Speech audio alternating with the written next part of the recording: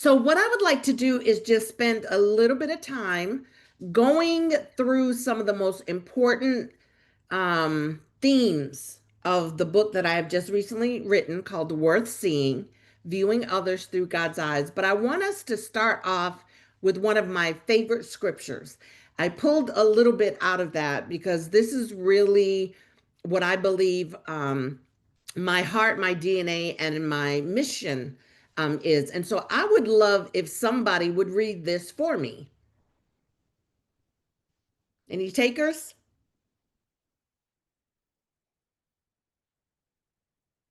Okay, Doug, you're going to have to do it. The Spirit of the Lord God has taken control of me.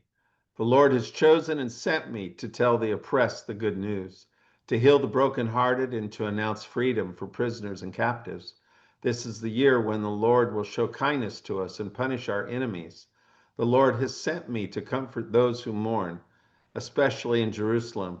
He sent me to give them flowers in place of their sorrow, olive oil in place of tears, and joyous praise in place of broken hearts. They will be called trees of justice, planted by the Lord to honor his name. Then they will rebuild cities that have been in ruins for many generations. Keep going. I, the Lord, love justice, but I hate robbery and injustice. My people, I solemnly promise to reward you with an eternal agreement. Your descendants will be known in every nation. All who see them will realize that they have been blessed by me, the Lord. I celebrate and shout because of my Lord God. His saving power and justice are the very clothes I wear. They are more beautiful than a jewelry worn by a bride or groom. The Lord will bring about justice and praise in every nation on earth, like flowers blooming in a garden. And that's where I stopped it.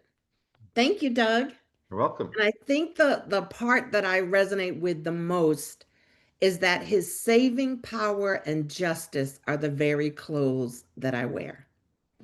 And so my book is broken into four different parts.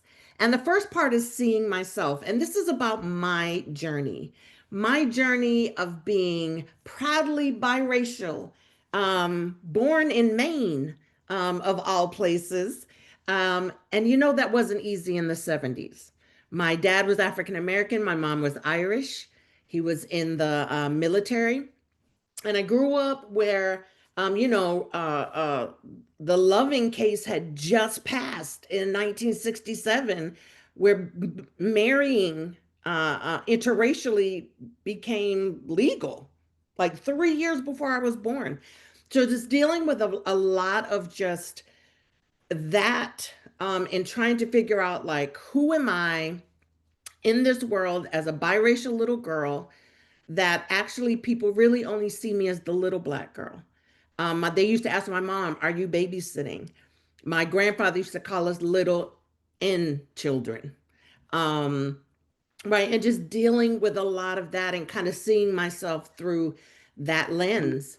Um, I've had the blessing to be in youth ministry for 31 years. August was 31 years that I have walked with and loved young people that God has called me to. And the young people that I work with are those that are involved in gang culture.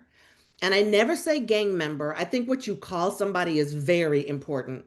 Um, the youth that are involved in gang culture, because not every young person is a gang member, but they can still be involved in the gang culture, right? So I just say anybody involved in gang culture and those that are in the criminal justice system, whether it is just from probation all the way to serving adult time. I have kids in the federal prison. One of my young people just got 50 years. He's 24 years old, and he just got stabbed in the neck 3 times last week. Um, and he called me, and he could barely talk, but he wanted me to know what was happening with him, right? And so the fact that he even felt comfortable enough and wanted to call me to let me know what was happening just shows you the desperate need that our young people have to have positive, life giving adults, healthy adults that can be present and there for them. And so the one question I get asked the most is how do I, as a woman, how did I get involved in working with young men that are gang involved? And I'm inspired by my baby brother. I believe that your deepest pain can become your greatest passion, right? It births your greatest passion.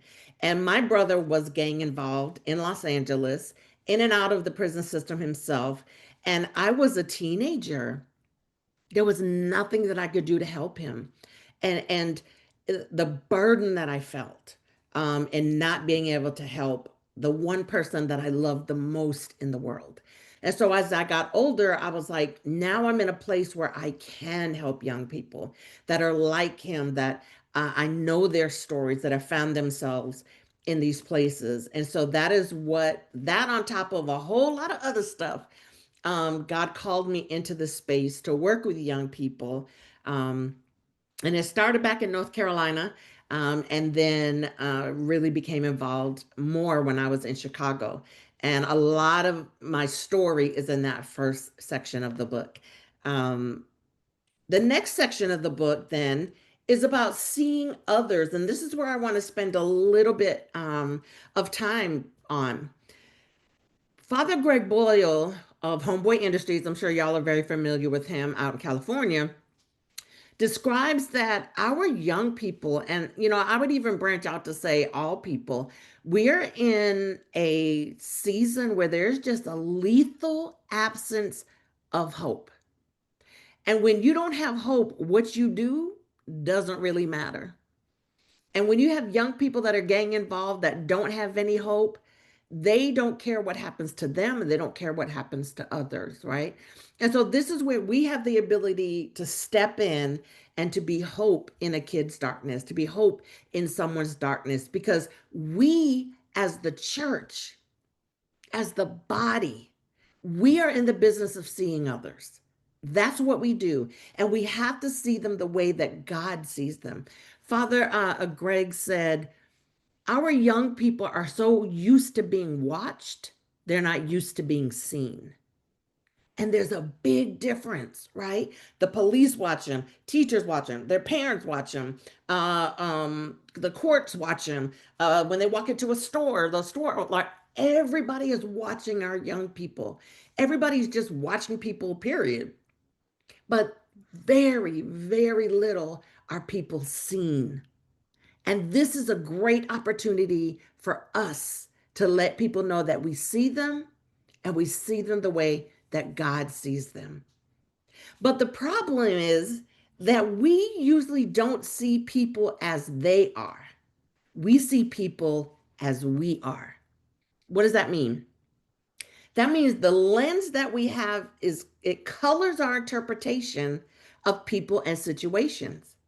And so someone who's a mother whose child was killed by a gang member, right?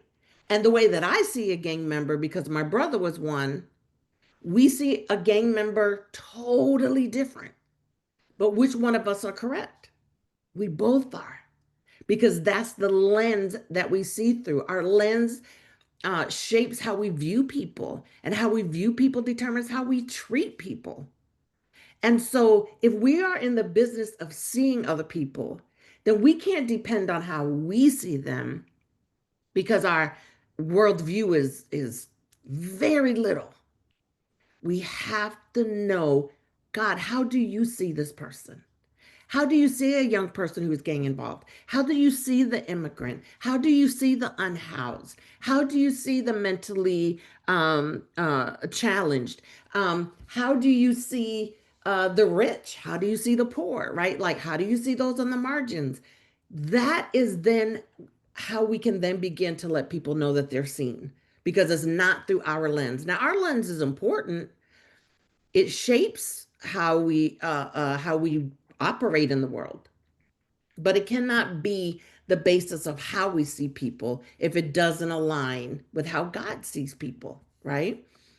And so the best tool that I have used has been with just doing ministry, especially with this population of young people, has been presence, and a consistent presence. I talk about in the book how I actually moved into a gang neighborhood intentionally to hit the streets and to get to know the young people and to become a part of their community. And as those relationships developed, it was no longer they and them. It was we and us. Right. And so now when you drop trash on the side, I'm gonna be like, yo, this is my neighborhood too. You got to pick that trash up. Right. Now when I see kids on the block, selling drugs, it's not something that, oh, let me call the police. It's like, okay, you're in my neighborhood. I see you every single day. What is the root issue of what's really happening here? Right. And so consistent presence, always being there, always showing up. I always say ministry is 80% of ministry is showing up and then showing up again and then showing up again and just continually showing up. I have a relationship with this gang leader, 56 years old, and we were having a conversation about block parties that churches come in, they'll shut down the streets in Chicago and they'll bring food and music and bouncy houses and all the things, right? And they'll spend a day. And I'm like, so what do you think about that? And he was like, I mean, we'll eat your hot dogs and we'll listen to the music and we'll let our kids have fun, but it really doesn't make a difference because you come in for 8 hours and then we don't see you again till next year, right? There's something about presence that lets people know you care, that you're there, and that you see them. And so that is one of the best tools, especially in the prison. The boys are always like, people come and go, volunteers come and go. But you've been here 7 years, Amy. Like, we know you ain't going nowhere. We know you love us. We know you care. And that was my full-time job. I actually just quit my job, but I'm still going in. I'm still going in every week because they're not my job, right? They're my babies. We're family, right? Presence. It establishes a lot.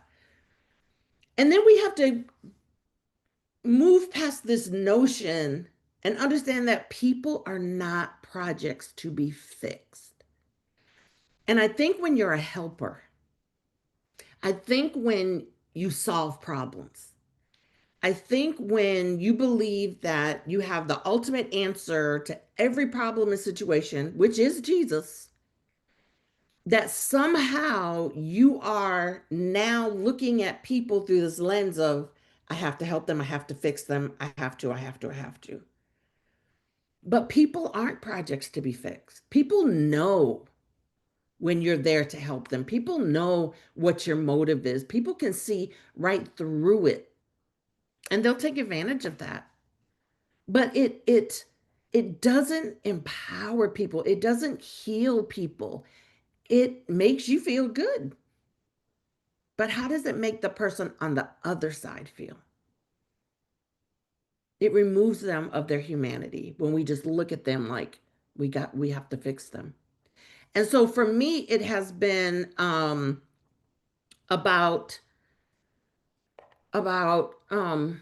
not doing ministry to people, but doing ministry with people. Right? I was on a panel. I was asked to be on a panel around mass incarceration. That's a big topic, a big thing of mine that I advocate for, is to just shut down these prison systems that are making billions of dollars off of Black and brown bodies. And I was asked to be on the panel, and I said, okay, this is great. I'll do it. It was Wheaton College. And I said, who on the panel has been formerly incarcerated? And they were like, huh? And I was like, so we're just going to talk about them, but we're not going to address the issues with them. So I literally said, here's a phone number. I want you to call this guy. I want you to ask him to be on the panel. He can take my place. And what you were going to pay me, I want you to pay him. Right? We need to have those voices at the table. It's not about doing ministry to people. It's about doing ministry with people. In the prison, the programs that I bring in, I ask the kids, what do you want? How do you want this to be done? What are areas that you feel, right? Like inviting them into the conversation so that we're doing it together, not me saying this is what you need, but them saying this is what I need.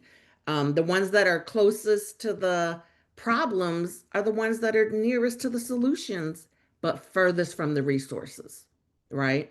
So and that was Glenn Martin. And so we have the opportunity to bring resources in. I always say, if you want to stop the gang situation in Chicago and the gun violence, who should you talk to?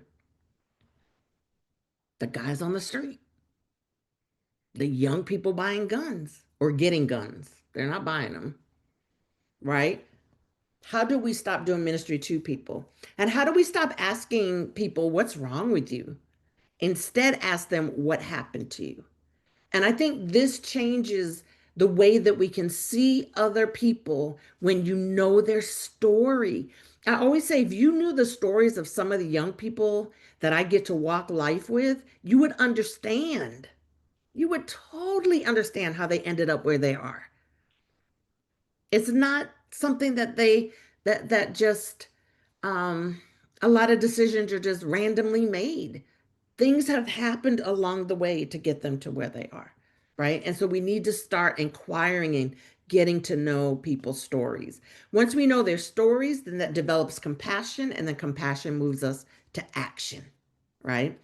And so um and so I go really, really deep into that's the thickest part of my book is about seeing others. How can we do that? And then I move on to how you should see yourself in the work and in the calling, right? So if we're going to see other people, then we need to put ourselves in a position of being able to say, Lord, how can you use me in order to create the most transformation in my community, right? And so it starts with knowing that he is the great I am and that we are the great I am not, right? Like we understand that he is the one that creates the change and the transformation, not us. And so I have this thing where I call myself a recovering fourth member of the Trinity, right? Because I believe I deserve a seat at the table with God, Jesus, and the Holy Spirit because I know some things, right? I know what's best for that kid, and I got some ideas, and you know, God is constantly reminding me, like, I got this. Know your role, know your place, know, and not in a authoritative way, but just knowing like I know my lane, right? I know what I'm called to do. I know what God has put me on this earth for. But I also know that if God doesn't show up, then nothing is going to change. Nothing is going to change, right? And so, what is my role? My role is to love God. I keep hearing something real crazy. My role is to love God, serve people, and seek justice. Walk life, walk life with people, and realize that I am not the lead role in a person's life. I'm the supporting actor, right? They are the ones that are in control of their journey. I just get the privilege to be a part of my young people's journey. They give me permission to be a part of their journey, right? I'm a supporting actor. I'm not the lead role. And I respect their journey. Let them have their journey. Because at the end of the day, we're just supposed to be a light in someone's darkness and a reflection of God's love and hope. It's kind of simple, but we try to become all of these things that we aren't, and we step out of line and we get in God's way. Just because a kid calls me from prison and asks me to bail him out, just because I can doesn't mean I should. That may not be what God has. God may have a security guard there that knew him when he was 3 years old, that is going to minister to him while he's sitting in that prison cell. I don't want to get in God's way. And that's why it's so important to just stay at the feet of Jesus in prayer, listening to where the Holy Spirit is leading you. Because at the end of the day, we're all wounded healers. Henry Nouwen, oh, one of my favorite authors, wounded healers. We're trying to figure it out too. That's what I tell my young people. I don't have the answers. I don't have all the solutions. I'm trying to figure this out too. But guess what? We can figure it out together. We can figure it out together. We're going to depend on God for that. But just being able to see myself in a certain way allows me to be able to see others the way that God wants them to be seen. And then the final section of the book is seeing hope. Seeing hope. So you've seen a little bit of me. We learn about how to see others, and then we learn about seeing ourselves. How do we see hope? It is so, I just don't even know what's happening to the world today. So much division, so much hate, so much hopelessness. We have to intentionally look for, seek out, and find hope every single day. I make it a point. Where do I see hope in the city of Chicago today? Where can I find joy today? I in this section, I have a whole section called Death Almost Killed Me because I'm in double digits of the number of kids that I've had to bury. And I share some of their stories. Um, the ones that a couple of them that have passed away, I share their stories. It's so hard to see hope sometimes, right? And my kids call me the hope dealer. Like I'm the hope dealer to the dope dealer. So they slinging dope, I'm slinging hope, and his name is Jesus, right? And so kids come to me looking for hope. They come to us looking for hope. The church is supposed to be hope. And I don't know, we've just gotten so far away from that. And so, how do we see hope? We have to constantly remember our why. I can get sucked up in social media so fast, so overwhelmed by the news, ready to just say, you know what, God, like, just come back already. Like, what you waiting for? And what brings me back full circle is remembering my why. What is your why? It is the why that keeps you grounded. It is the why that keeps you going. It is the why that allows you to see what God is doing, what He wants to do, what He needs to do. Because what we know is that transformation happens in community. I mean, even the example of God, Jesus, and the Holy Spirit, that's community right there. Transformation happens among us, seeing others and becoming a part of their world, their community, inviting them to our world, our communities, hearing the stories, humanizing people and their situations. My book is, I'm a storyteller. It's just full of stories of people so that we can humanize them and see them not just as a number or an immigrant that's being taken because they came across here illegally. What's their story? The kid that is serving 15 years in prison. Why? What's his story? Why is they're an unhoused woman on the street with a baby in really nice clothes? What's the story? We it takes time. We don't want to take the time to get to know somebody's story. And therefore that disconnects us. We have to stay connected, especially as the church. It is our responsibility. And so I end with this scripture. It's one of my favorite all-time scriptures. And it says, "And so, Lord, where do I put my hope? My only hope is in you." Is your hope still in Him?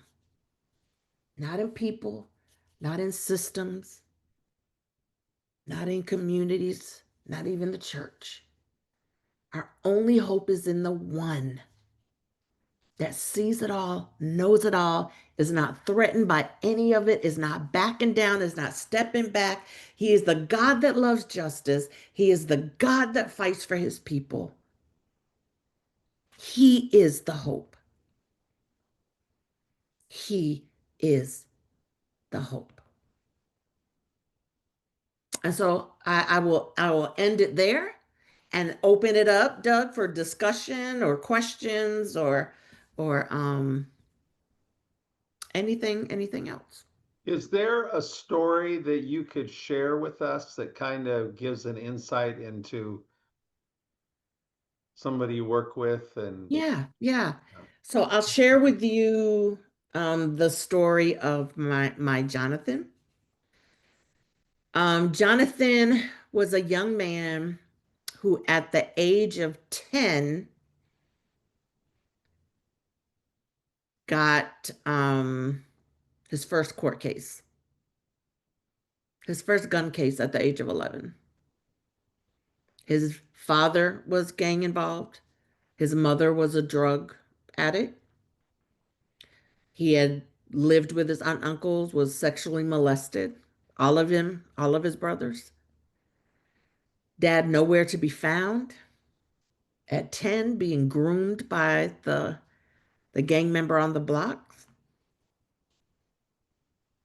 and found himself standing before a judge at the age of 11 for a gun case and ended up going to prison at 11.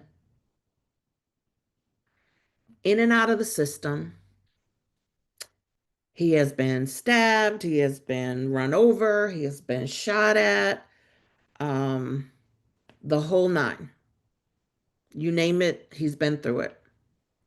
In and out of the system. Had nobody there for him when he was locked up, nobody in his family. I met him because his girlfriend's sister reached out to me and said, Jonathan is coming home from prison. He's now 21 when I get the phone call. And he had spent more than half of his life in prison. He was a boy who became a man in prison, comes home, needs help. The first time I met him, I took him to get his gang tattoo removed because he had a son. And he said, I can no longer risk. I can't afford to die anymore. I can't put myself out there. And so I want this tattoo removed because when I'm walking down the street holding his hand, I don't want anybody to see it and start shooting. I took him to Chick-fil-A for the first time. We became really close. He was my number one. Stayed with me for a little while, um, trying to figure things out, gave his life to the Lord. Um, and then one night I had talked to him. I was doing a 24-hour thing on the block in Chicago, and he saw my video and he was like, you crazy to be out there on that block. And I'm like, you know me. And we're just laughing. And he's like, I love you so much. And I was like, he's like, you are the and I was like, I know, I am. Laughed. He's like, I love you so much. I love you too.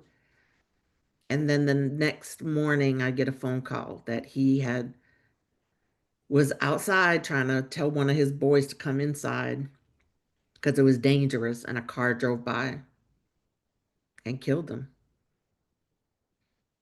He had been shot prior, only had one lung. He didn't, ooh,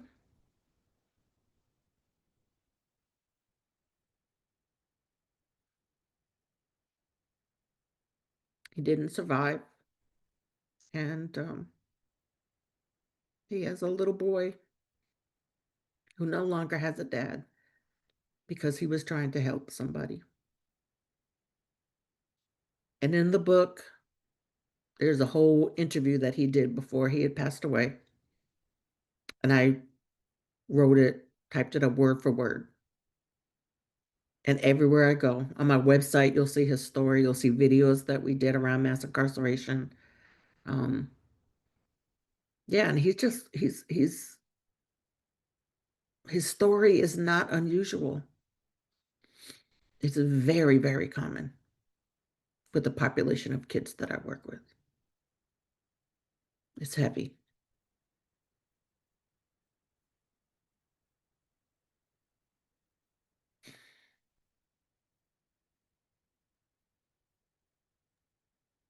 So what gets you through all that? Um, Many things, right? Like my community of support, people showed up for me. Um, I mean, I couldn't do it without them. Therapy. I am a big believer in therapy. Um, l- Allowing the process to happen, agree with my community, with Jonathan's family.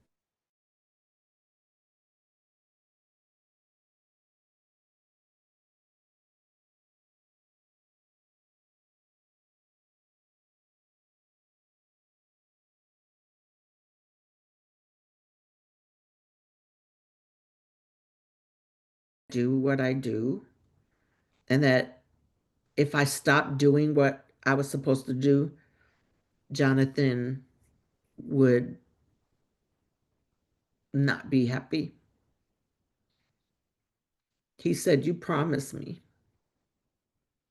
you're going to keep doing what you're doing." He said that to me all the time. He said, "No matter what happens, you're going to keep doing what you're doing." And, taking time, like not rushing through the loss. When I lost Jonathan, I lost two other young people within 2 months. So I lost three young people in 2 months. And being able to say, I can't do ministry for a minute, I just can't function. And taking that time and being honest with myself, Yeah.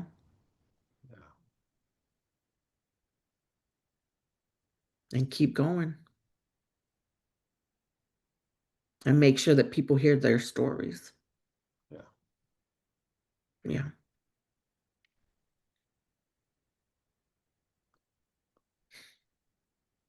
Amy, I appreciate your story because it brought watery stuff to my eyes too, because I know Jonathan. Mm, I've met him many times. mm, And I was thinking about that right now.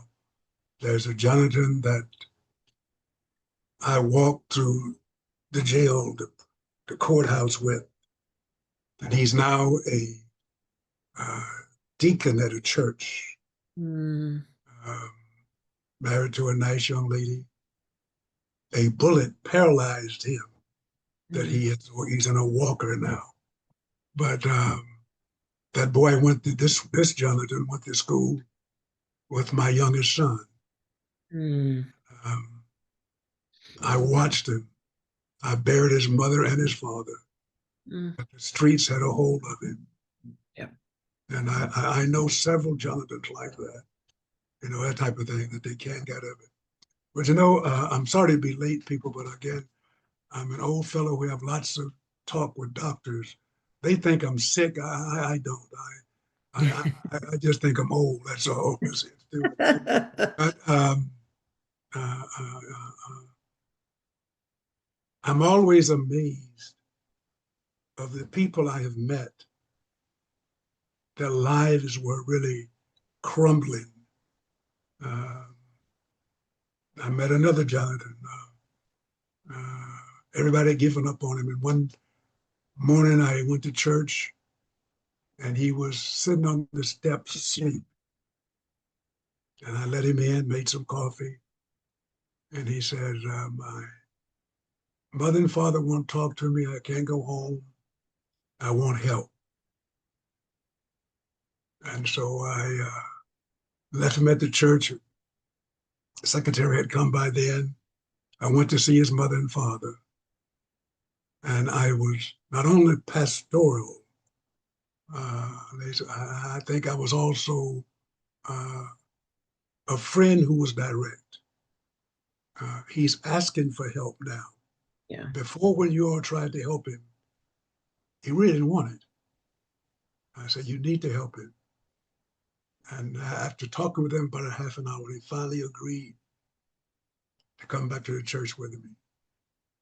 and got him in rehab. Of course, his family had gone. Wife divorced him. But the boy got himself back together again, got remarried, and has been working for the county for the last 20 years. But 25 years, doing well. And how did that stuff happen? Unless you reach out to help people in terms of what's going on. If you really try to live this stuff that you say you believe, that's where the rubber hits the cement.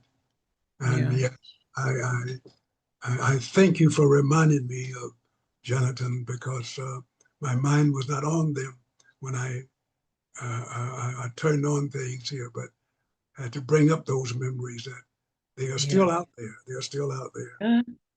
It's a And, it's a very common story, but again, we just don't take time to hear the stories.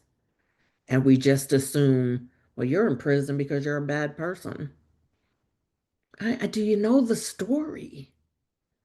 Do you know the story? Right? And that, again, that takes time. Yeah. let me just add something for all of you. I don't want to shake up your equilibrium, but I really believe that is where we are now in terms of our this maze that our political leaders are in. Yeah. Is that they don't really want to get to know each other, and what is it is either my way or the highway.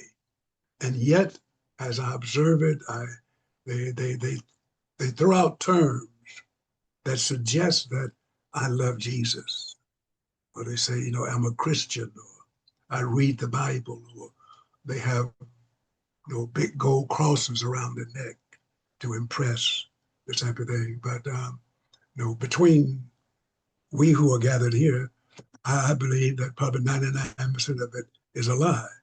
It's all just paraphernalia, like the Pharisees did the phylacteries on their robes to impress people, and not really. And I think there was a term some time ago, if some of you may remember it, what would Jesus do? Right. And maybe need to come back with that term. What would Jesus do? I know, and And what would he say? And what would he post? And what would he just Right. that kind of thing. And I think this stuff that we're in right now, and I don't want to encroach upon people's sensibilities, but I am not angry with Charlie. I'm sad because his life ended so soon, but I'm not angry with him. And I still believe that he had a right to say what he said. I don't agree with him, but I think he was ill-informed about all the things, especially when he talked about Black people in general. He knew nothing about that. He knew nothing about the teenage experience of a Black person who, the first time he drive a car, have to be careful about everything that he sees, especially when the police car squad drive up behind him. What do I do? Well, Dad told me to keep my hands on top of the steering wheel, don't make no uncertain moves, the type of thing. Say yes, sir, and no, sir. White boys don't do that, but Black boys have always done it. And I taught my 2 sons that. We taught up my 4 grandsons that, but they don't understand that, and probably never will. I'm sorry for my friends that you were sitting there, listening to what I'm telling you, but that is something they've heard people talk about, but don't really know the real fear that a youngster have out there in the streets, knowing that his life can be snuffed out just like that. But I don't think Charlie understands that, because he didn't grow up in that kind of environment. He has nothing to relate to in terms of that kind of stuff. But yet the same show, I don't think people should be so mean-spirited, because last I heard that Jesus died for all of us, Yeah. and that includes Charlie. Now, some folk may not want to accept that, But I think we need to be honest about this thing called Christianity. You know, he died for all of us. Okay. Now, if all of us don't accept him, that's a whole different ballgame. But he died for all of us. And I think we miss that point sometimes. And I don't mean to be preachy, but it's just that the times that we are in, and especially, I suppose the Lord let me out of my doctor's appointment in time to get over here just to hear about Jonathan, because it brought back just tons of memories, you know, about the Jonathans that I have known, Yeah. youngsters who trying to make it, and some didn't make it, but some of them did. So I hear you loud and clear in terms of this, and I think the church, and especially the ethnic churches, need to do a better job understanding that they're in a bad place already. You know, but again, life is what it is, people. Life You is know, and what. I always say that all we have is each other. We are a dysfunctional family, but we are a family. Right? We're all that we've got. And our communities need us. And so who do we want to be as the church? Van, I think you were gonna share something.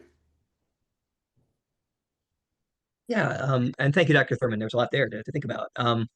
Yeah. We seem to be in a rhetorical moment where there's a lot of discussion of gangs as basically alien or un-American, a lot of focus on, Venezuelan gangs or Haitian gangs, or even treating communities of migrants as essentially proto gangs. And I'm wondering if that impacts your work, if people, how that plays into what's happening right now in the ministry side of things. Yeah, absolutely. And so Chicago was one of the cities that when the Venezuelan population, and we call them our new vecinos, our new neighbors, when they came through Texas, a lot of them were sent to Chicago. So we got incredibly overwhelmed with a new population and having to figure out how to help them. A lot of young people, but they didn't come into the city and start a new gang or join gangs or were part of new crime or uh, it- they really blessed our city, and just made us more diverse. It caused a lot of division on some scales of why are you providing all of this for them but not for our Chicago residents or whatever. But we didn't see an increase in crime or gang involvement or any of that. A lot of my young people are undocumented and are in the prison system, are gang involved as a means to make money. I have a whole chapter in my book called "What I Learned About Gangs and Gang Culture." And kids don't most kids that are gang involved are not violent. They're not the shooters. That's a very small population. Most of the kids hang out in a trap house with their boys, smoking weed, selling weed. They have nothing to do, no education, all of these kind of things. They're not, most of them are not violent. It's a very small population. And so the young people that, right now in Chicago with ICE, um, our main Latino communities are like dead quiet. Businesses aren't open. Kids aren't going to school. Um, Fear. You can just drive down the street and feel the fear. And so we're just trying to navigate that as a advocates on how we can just best serve, our community. Because my thing is no matter where you stand on the issue, families are here. How can we help them? How can we love them while they are here? How can we humanize them and tell their stories? Because they're escaping something. They're escaping something. So, yeah. I'm the big one that's just like, look, I don't have time for all this political and theology. How can I just love people? You need help? What can I do? Right? Because I think in the end, I think when we stay before Jesus, the things we think he cares about are not going to be the things he cares about at all. He's going to be like, did you love my people? Did you help your neighbor? Right? I don't care if you wore a dress or not. Right? I don't care if you had makeup on. Did you love my people?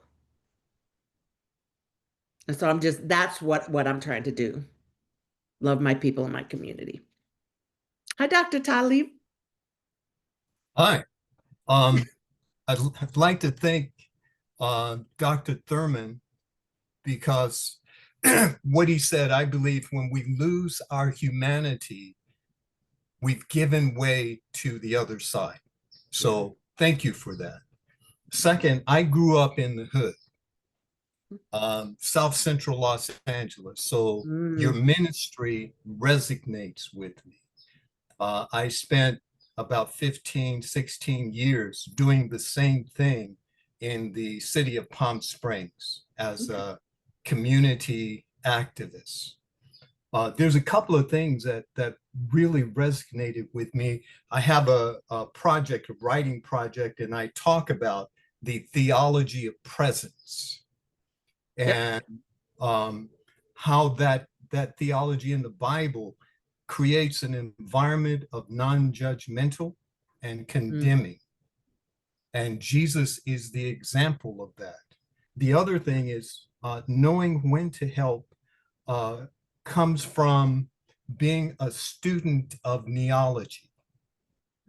And because, as you said, you need to be praying. And so sometimes we just think there's a person in need, I need to help, but that helps come from being spiritually connected and having the guidance of the Holy Spirit to let you know when and how to proceed.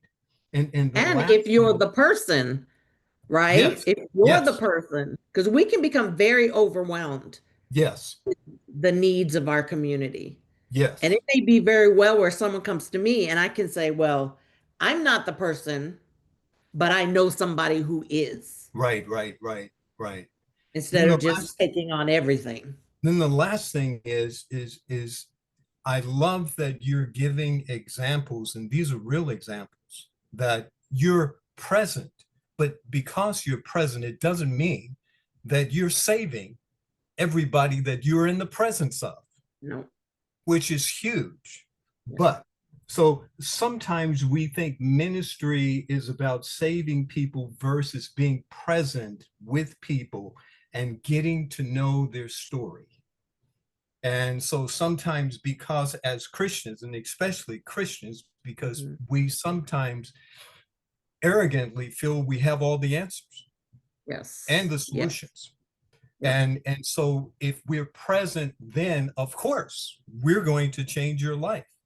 But we're not there to change lives. We're there to allow God to change the lives, or Jesus to change the lives. Right. We're there to be present. So thank you for your story, for your work, and everything you're doing.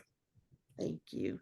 People are always like, oh, it's so great what you're doing for those kids. They're so blessed to have you. And I was like, nah, I'm the blessed one. Right? Like those kids bless me too. It's crazy how I'll have a really bad day, you guys. And I'm like, I need to go to the prison because it being with them and seeing them and laughing with them and hugging them and all the things makes me feel better. Right? And we think I'm going into the prison to make them feel better. No, they make me feel better too. Right? Like we're in it together. We are in this together. I need them too.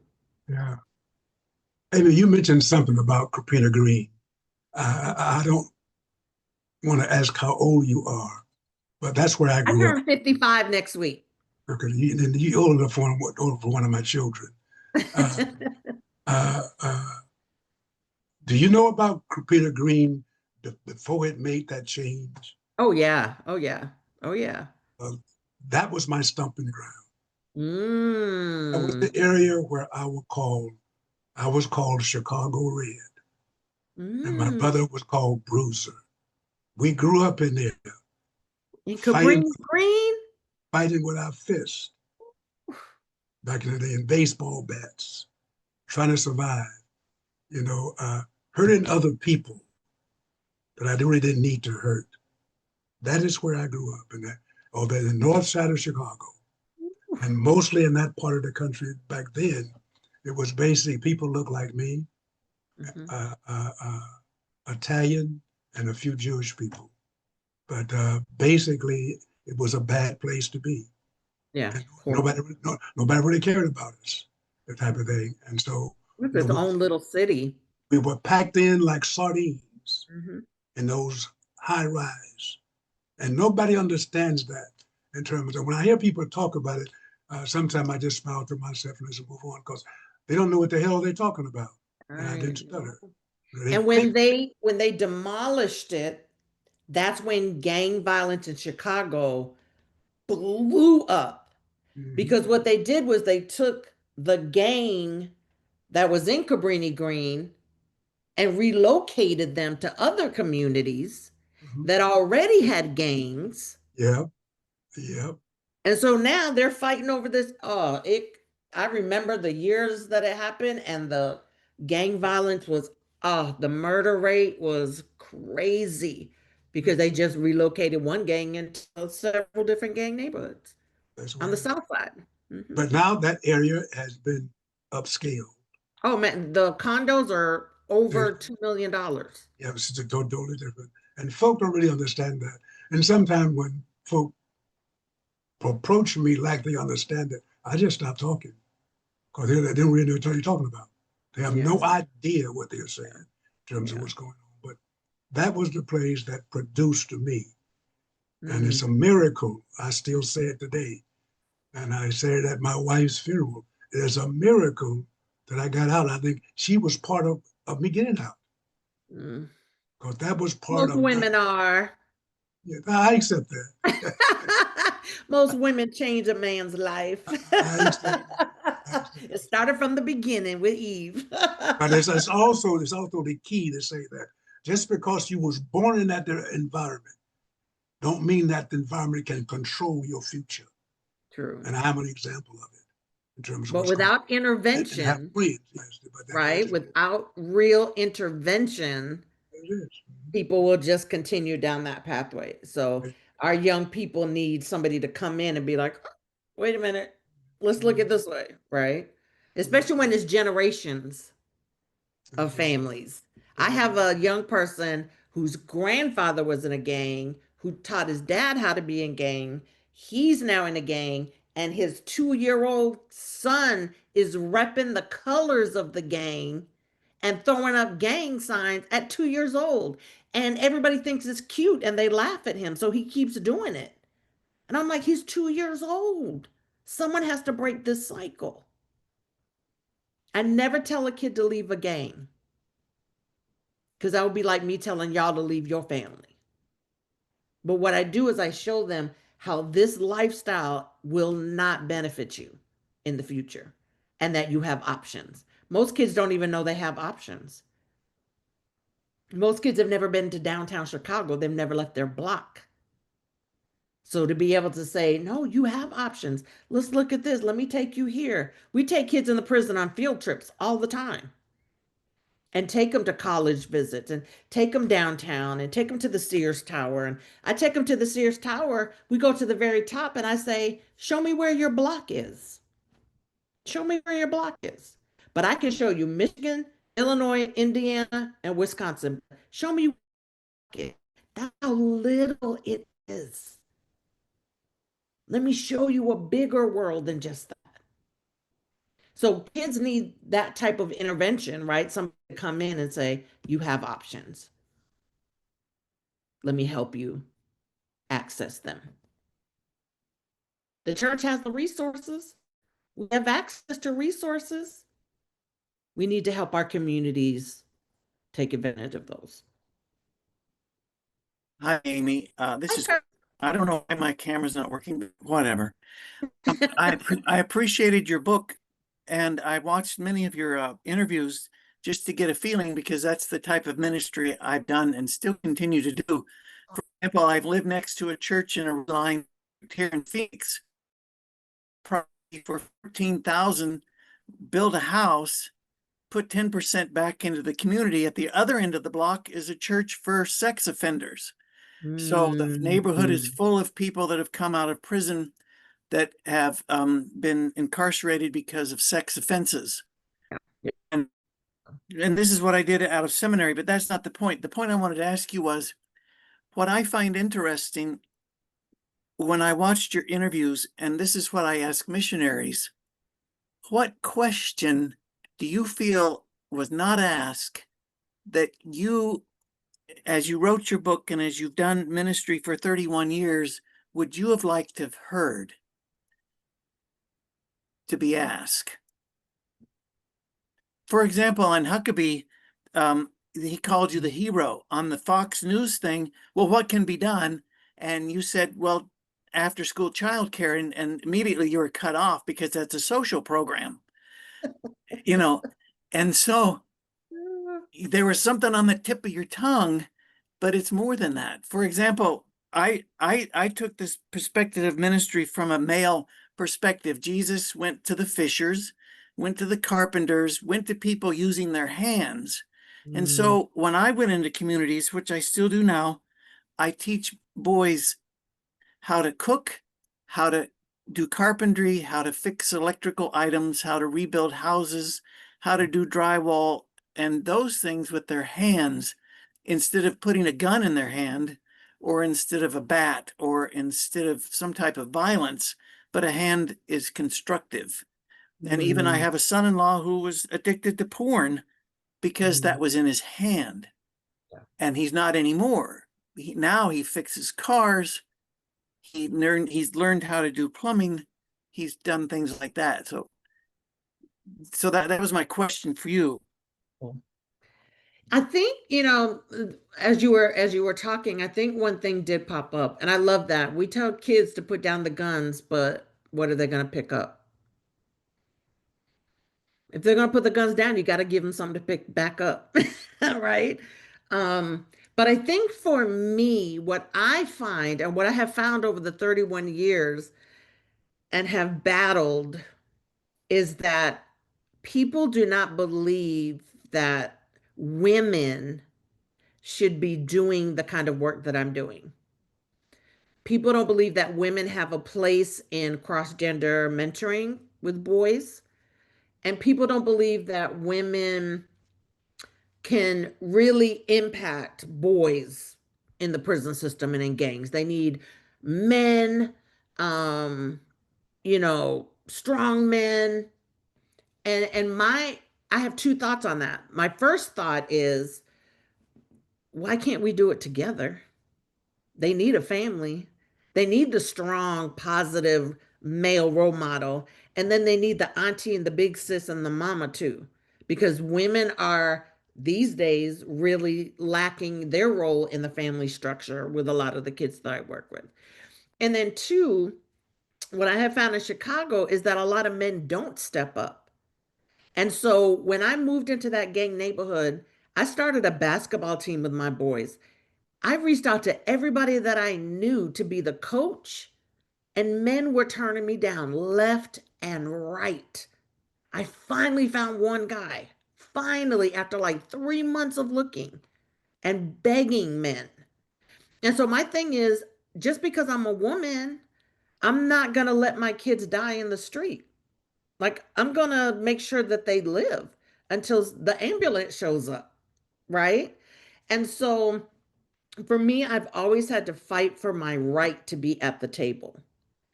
I grew up with boys. That's what I did. I was a break dancer. My brother was an MC. He was my best friend. Like, I just know how to connect and be the mama or the big sis or the auntie. A lot of the guys call me, auntie or big sis.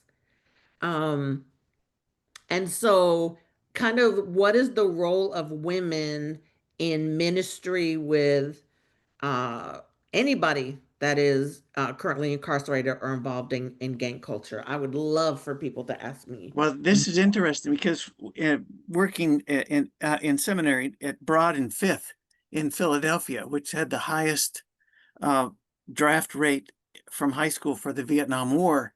And so I was teaching the boys how to cook.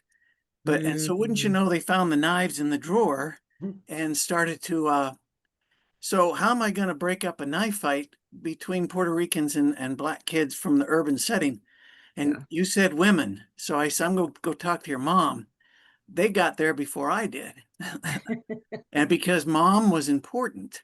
Yeah. Mom was the power. Mom was the leader, like you said. Moms are it. They're it. Yes. I'm And so literally, and I'm blessed because you're not supposed to hug kids in prison at all. But I've been there for 7 years, so they let me hug the guys. And the guy, because I'm a hugger, like that's just what I do. And kids go without touch for like years, right? They don't get that comfort. And I'm real careful with it, I mean, I know all the rules and stuff. But I remember talking to one of my boys, and they were like, it's so important that we get to hug you. And I was like, why? And they were like, because it feels like mom. It feels like a hug from our mom. yeah. And some of us, we don't see our mom. They can't travel this far to see us. So when you hug us, it feels like our mom's hugging us. Right? Like just like that little thing is so important to young people, or any young people that are incarcerated. Now I don't work with grown men that are incarcerated. I tried that, but almost every grown man I've ever encountered hits on me or writes me, a letter and asks if they can date me. Like, oh, I'm like, okay, that ain't my calling. Let me just stick with the teenagers. I'm good. But like women, or girls, we have incarcerated, girls in Chicago. We only have 11 in the whole state that are incarcerated. But yeah, so just kind of what is the role of women in a ministry that is predominantly male dominated? Well, That's why I have to know that I know God called me to it. So that I thank can you. fight those battles. Yeah.